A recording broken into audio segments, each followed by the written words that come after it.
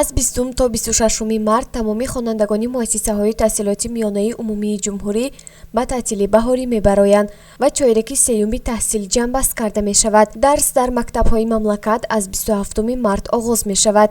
иттилоъ доданд ба Амид Ховар дар маркази матбуоти Вазорати Маъриф ва илми ҷумҳурии Тоҷикистон. Ба иттилои манбаъ, таътили баҳории хонандаҳои муассисаҳои таҳсилоти миёнаи умумии ҷумҳурӣ 5 рӯз ихтисор мешавад, зеро бо сабаби сардиҳои шадид хонандагон дар зимистони соли равон аз муҳлати муқаррарӣ 8 рӯз бештар истироҳат карданд.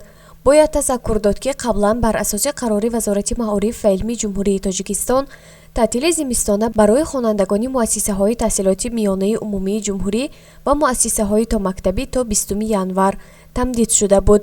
дар давраи таътил ба хонандагон рӯйхати китобҳо барои мутолиа тавсия мешавад. масъулини соҳаи маориф иброз медоранд, ки падарону модарон ва роҳбарони синфҳо бояд саёҳат ташкил намуда бачаҳоро ба тамошои ҷойҳои тарихӣ ва осорхонаҳо баранд.